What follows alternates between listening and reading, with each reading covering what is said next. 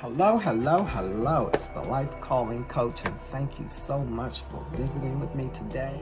If this is your first time joining me for my wellness growth reading, I say welcome. Thank you for coming and thank you for tuning in. God has a word for you, so let's get into it.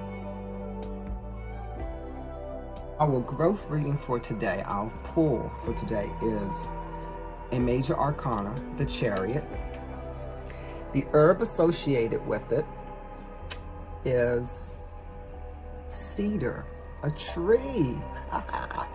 I love trees. And you know I love trees because that's the basis of my coaching series. What are you rooted in? So I love trees, and I'm glad that we got a tree this time. So let's dig into this reading. In traditional tarot, I'll show you the card in traditional tarot too. This is the Chariot in traditional tarot. Okay, pull it up so you can see it. In traditional tarot, the Chariot is the card of success, confidence, and determination. That's all we need to see. Because this reading is all about that. Okay? It's about you moving forward in confidence. And what confidence are you moving forward in? Let's read and find out. Move forward with confidence. Have confidence in the fact that God is here with you. That you don't have to be afraid of anything. Okay? Be disciplined. What does it mean to be disciplined? That means you need to have yourself in order. I am definitely going to use an example that everyone has been talking about since the Oscars. Will Smith and Chris Rock. You have to be disciplined. And what does discipline mean? In my opinion, the way that things transpired that night, Will Smith was not exercising his discipline. He was in a professional environment around people and allowed a situation to get out of hand for himself. Chris Rock showed a lot of discipline because he did not respond. He did not retaliate in the way that normally probably he would have if it had been on the street. So he showed great discipline that day. So discipline is about self-control. It's about being able to monitor self and being able to know in the moment, how should I respond? And if you have been working on self and working on your issues, then having that discipline should not come too hard for you. However, if you find it difficult for you to walk in discipline, then that may be something you need to look at for yourself. But you also need to be flexible in your pursuits, meaning that you don't need to just be, I'm only open to one thing. Because what if God says, oh, I got this for you, but you're so set on one particular thing. Oh, I want this and this only. But if God presents you with another option, you should be able to be flexible and be able to go with things, especially when they're in your benefit, okay? Describe the card for you as I show you the picture once again, okay? A mandala lies on a dark forest floor. A cedar branch stripped of its needles forms the shape of roots, while another, fuller one, makes the shape of a tree canopy, and it looks like a tree. The two stems come together to create a trunk. Cones encircle the tree. See the cones around the tree? The mandala is framed by lush boughs above and below. A starlit sky casts an aura around the tree. Wow. Wow. It's a beautiful picture. And I love trees because trees give me a lot of peace. Trees are grounding for me. So when I'm out in nature, I'm always seeking a tree to go by, stand under, or touch it. Because trees are very grounding. I have on wood earrings today. Wood is grounding energy for me. So our nature, God gave us here to help us maintain us spiritually as well, because we are one with nature. Okay. What does our word say for us today? Life is a forward-moving gift. Cedar is both a spiritual vessel used in sacred ceremony and a literal vessel when it is used for making canoes. Let me tell you something else cedar is used for. Have you ever had a cedar-lined chest or a cedar-lined closet? Cedar is used to repel moths and insects when you want to store things. They work like mothballs, but they smell much better. Okay, the wood smells wonderful. Okay, but like strong, flexible cedar roots, finding their way through the forest, be determined, and opportunistic. Remember I said about being flexible? If you're not flexible, then there are going to be certain opportunities that may come your way, and because you're being so rigid, you're going to miss out on something good. Okay, you're going to move forward in confidence. And what's that confidence? That confidence that God has instilled in you, that I got you. Don't worry about what it looks like. Don't worry about what you think the end is going to be, because you don't know. God knows, but you don't. That's where you got to exercise your faith, and you got to move forward in confidence, because you know God got you. Travel between the worlds of heaven and earth. Bring the knowledge of spirit and soul into the body, just as the cedar trunk contains the stories of the earth. Okay? You're going to go into your spirit, and you're going to allow God to deposit things into you. Okay? You have to walk in spirit. This season is so much about us walking in spirit. Have faith and experience. Title of this reading today is called Purpose of Pain. And I chose that because when I get into the rest of this, you're going to understand why. But pain is an experience. And if you allow it to, pain will teach you something. Pain will help you grow. Pain will help you become a stronger, better person if you learn what you need to learn from the pain. If you use the pain as a weapon to hurt other people, you're not going to learn anything but retaliation, karma, but you won't that, and which is not going to help you grow as an individual. In the process, you would actually be stunting someone else's growth. So pain, when you sit with it and you allow God to show it to you and to unveil it and to see, this is what I want you to see.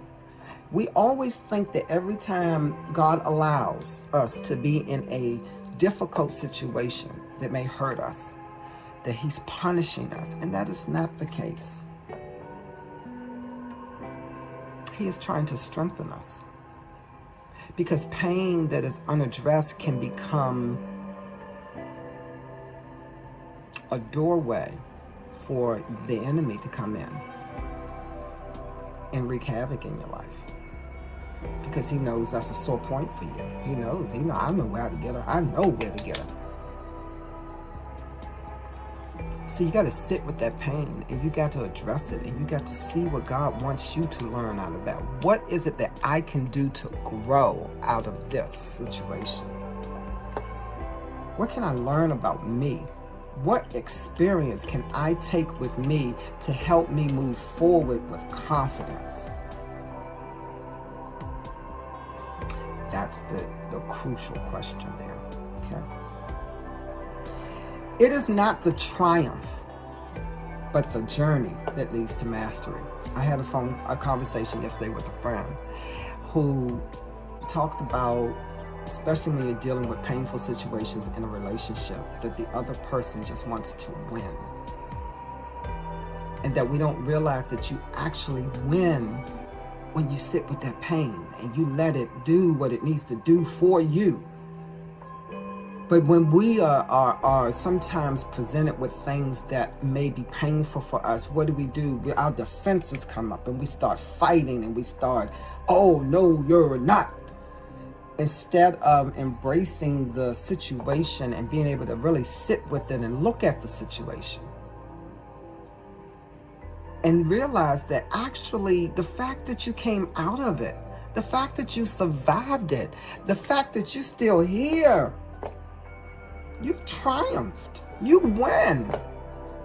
You win every time that you win every time that you address your own pain and you use it as a step to grow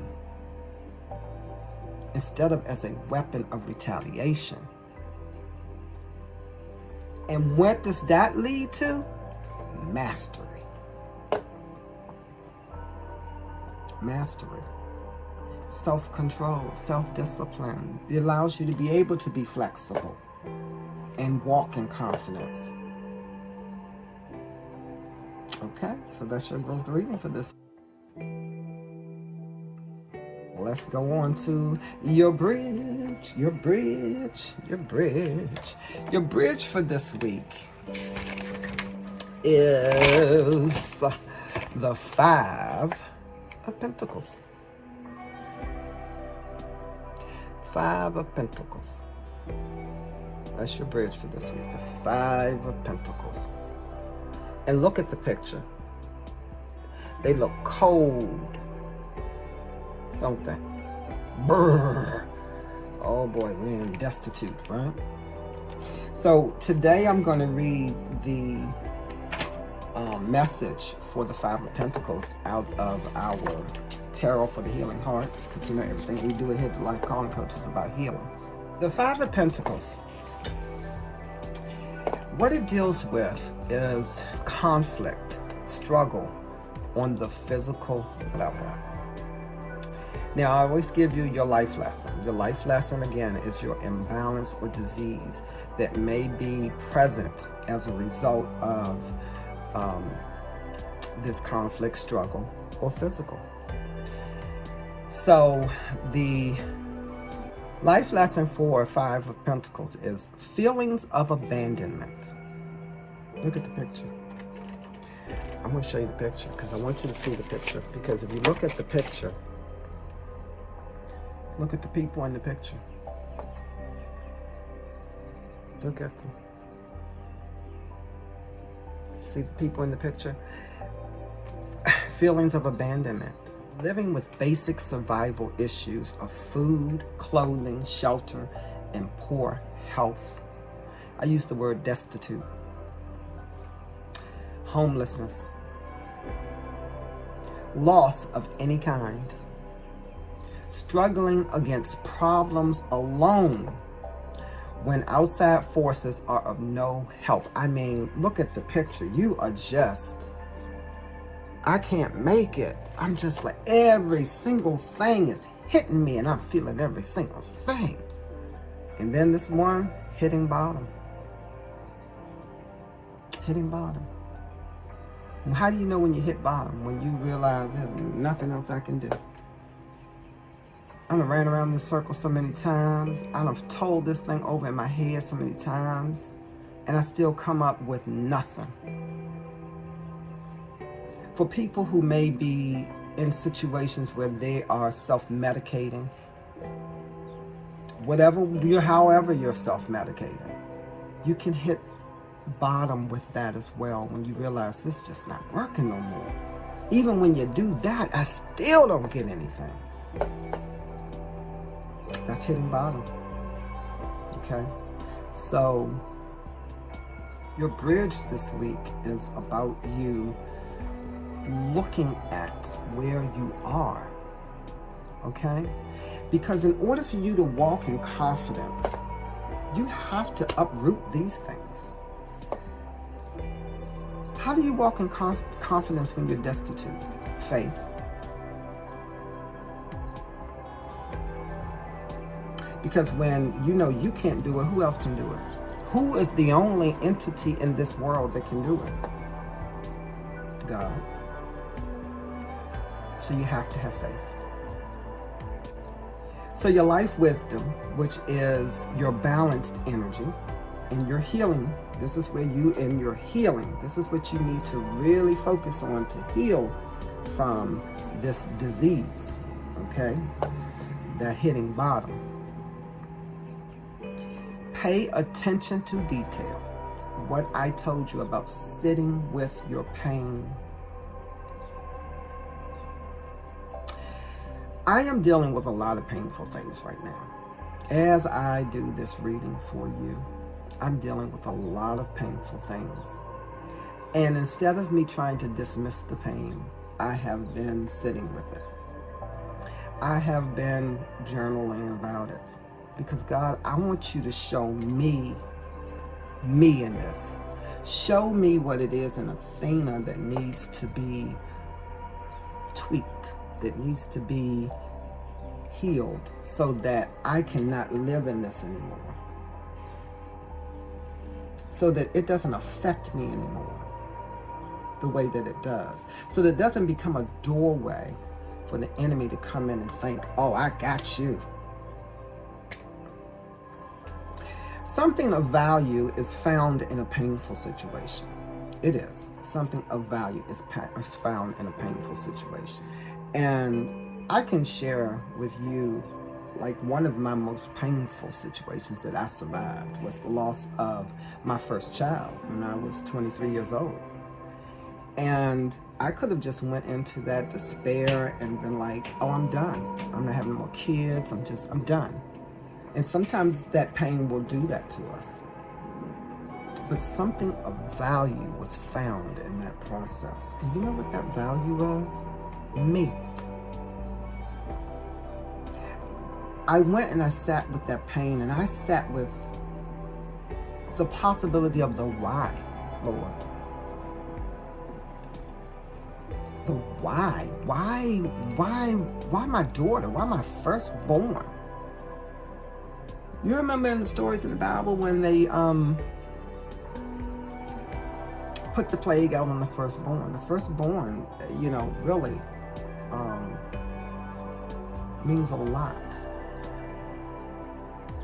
And I feel like what I learned from that was that my firstborn, in a sense, was sacrificed for me.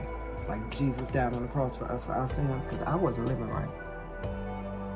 So the value out of that pain was for me to see where I was cheating myself and I was not walking in confidence. I was not paying attention to details. I possibly during that time was using pain as a retaliation, my own pain. Because I had prior pain to that, before that. And like I told you, I wasn't living right. And I hurt people. But had I not gone through the pain of losing my daughter, I would have never saw that. I would have never been able to pay attention to those details. Because when you start digging into the why, Lord, oh, He'll show you. Through hardship, inner meaning is found. I assure you that any hardship that you've gone through, and I can tell you from the things that I've read on this disease imbalance, I have been homeless. I have had to live with basic survival issues of trying to have food, clothing, and shelter, and had poor health, and taking care of 3 kids by myself.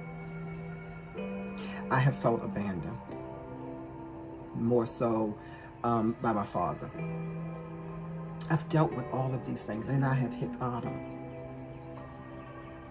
And those hardships have definitely provided me with a lot of inner meaning, because those are the things now that I stand on, because I didn't die.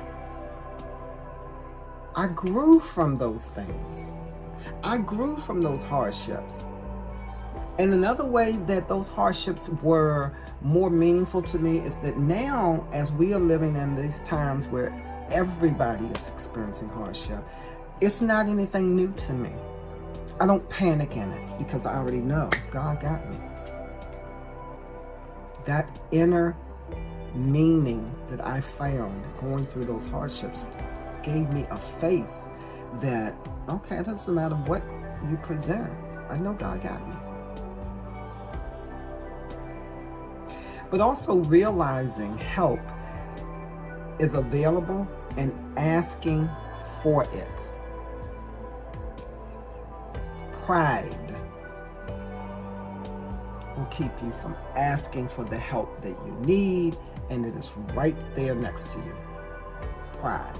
Oh, I'm afraid to tell somebody that I went through this, or I did this, or they're going to think I am the most horrible person. But they're no more horrible but you are no more horrible than they are. Because let me tell you, you find one person, just like Jesus said, let the first one who is without sin cast a stone. Everybody put the stones down. So there's no person on this earth that can't say, oh, I don't have something that I've done I'm ashamed of, or I hurt this person, or I put myself in a situation. Everybody has something. Everybody, but the difference is that everybody doesn't talk about their something. They hide it. And they act like everything with them is good. Oh no, I am perfect.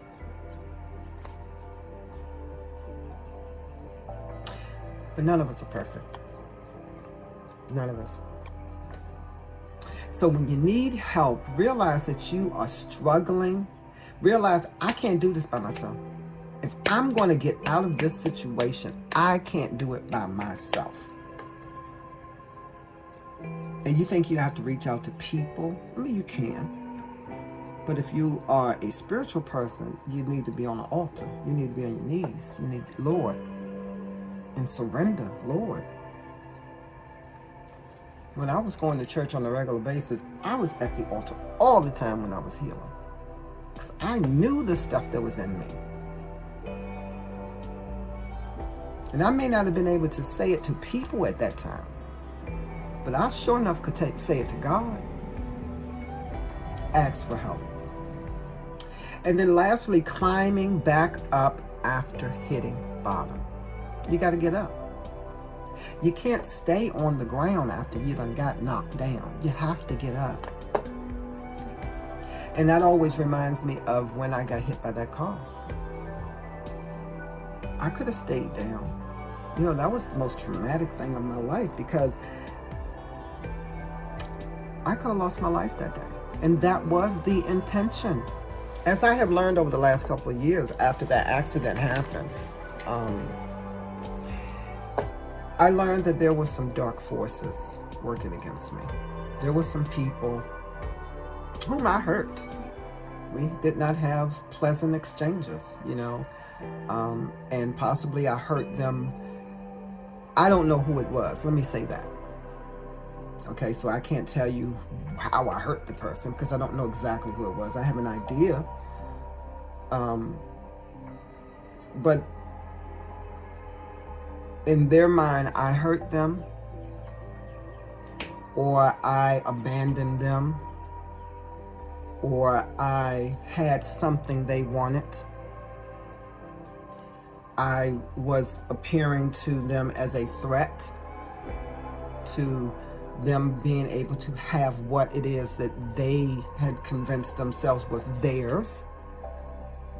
And it was a spiritual attack against my life. And that car accident was intended to actually take my life.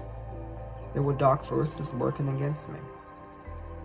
And as I unpacked that, even though I told you I don't know exactly who it was, but I unpacked it looking at the possibility of the people that it could have been. And I went back and I looked at some of those things. I'm like, okay, what could I have done differently? What could I have done differently? That's how you go and you unpack that pain.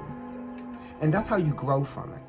Because if you go back and you ask yourself those questions, what could I have done differently? There you have the start of a path to healing. Because now you know, oh, if I come back around to something like this again, I got some new tools in my arsenal now.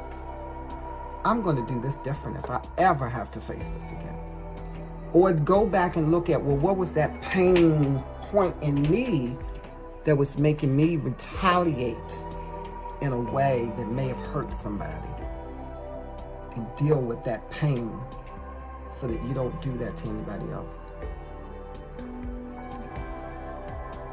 Ask for help and get up. Because I got up. I got up from there. And I will say now, for this year, this is my first year where I feel like this is my first year where I am like really back into everything since that accident. I don't think before I couldn't even really deal with everything like I did from that point, because that really did, even though it didn't physically kill me, it killed a lot of other things. And, you know, I did die that day, or I should say the old me died that day, because the woman who got up off that ground was renewed. She was hurt, but my eyes were opened, and I was able to then move forward in confidence, because the faith is like serious now. Because even though that was a traumatic event for me and someone was trying to really take me out, God had me. I landed in the angel's hands. Get back up. Okay, so actions to support your healing process. These are some of the things that you can do while you're in this healing process, while you're sitting with your pain, okay? While you're digging up those roots to find out what is it that's making me act like this. The stress level in your life is high due to financial worries or deep loss, and you have physical ailments and fatigue to prove it. How many of you are tired? I haven't done anything and I'm tired. I haven't ran a marathon or nothing, but I'm tired. How many of you just wake up and like, I'm tired when you wake up? That's your stress level. It is through the roof. Okay? And sometimes you can have physical ailments and you think, oh my God, something's wrong with me. You go to the doctor, they can't find anything. I'm sorry, we don't see anything. You got every scan in the world and you can't find anything wrong with you. That's when you need to go with inside. Because stress comes out of our body physically. We don't deal with those internal emotions, those deep-rooted negative emotions, the pain. They come out. They're coming out one way or another. And they may come out physically. Louise Hay, God rest her soul, because she has gone away from here, and she did her thing while she was on this earth and doing her purpose, okay? Well into over her 70s, she was, helping people heal, okay? So you can heal your life. This book has been instrumental for me in my healing process, because it goes through and it will tell, okay, I'm having back pain, right? I'm going to look it up for you because I do have back pain. I have back problems. I have back problems in the lower, and now it's up in the middle because of the accident. But I'm going to read the one that says for back problems for middle, guilt. stuck in all that stuff back there. Get off my back. That is the problem, or the probable cause of the back pain. Guilt. And your new thought pattern, and what she tries to tell you is you got to retrain your thoughts. You got to retrain yourself. And when you're in these moments, I release the past. I am free to move forward in confidence. What did we say? I am free to move forward in confidence, with love in my heart. This morning, the last couple of days have been really challenging between me and my man, because we have not been getting along. And he decides that he wants to sit in his anger. And before he left this morning, he's still angry with me, And I was angry with him as well. But I made a choice. I said, no, I'm not going to be angry with you. And I went up to him and I gave him a kiss. And he was like, well, why are you kissing me?